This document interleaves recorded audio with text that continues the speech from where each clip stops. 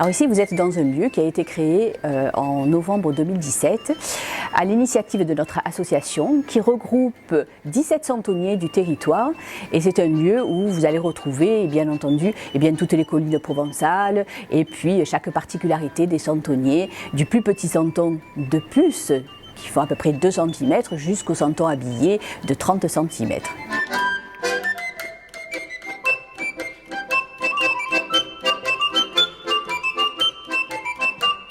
La tradition du santon, elle remonte après le XVIIe siècle, quand les églises ont fermé et quand il n'y avait plus de nativité et de crèches dans les églises.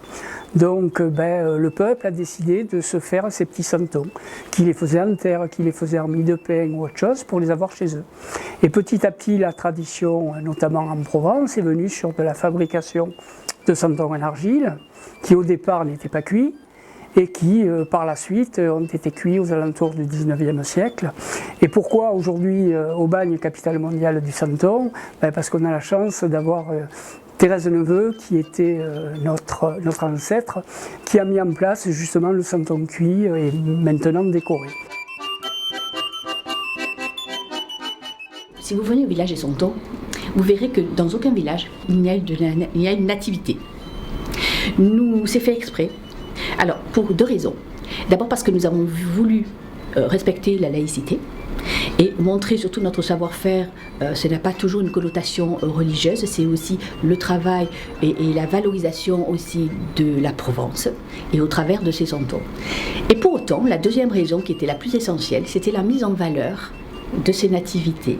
On ne voulait pas qu'elles soient perdues aussi dans ces villages, on voulait qu'elles soient mises à l'honneur comme dans des écrins.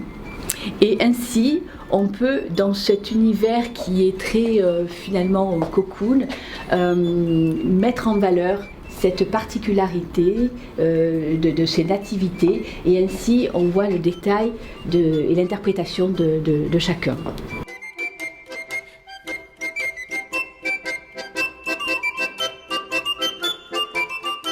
Alors, le week-end qui arrive le 19 et le 20 décembre, c'est la Biennale de l'Art Santonnier. C'est un événement qui a lieu donc tous les 2 ans où nous accueillons à peu près une vingtaine jusqu'à 30 santonniers hors du territoire d'Aubagne, qui donc sont des santonniers qui postulent de toute la France.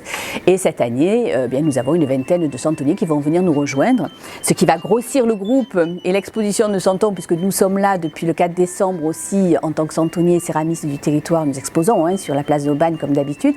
Et ces santonniers vont venir nous rejoindre, donc on aura vraiment un panel de différents artistes sur Aubagne. À peu près, ça fera en tout, on sera en tout 50 artisans sur cette place. Aubagne, c'est aussi la capitale du santon.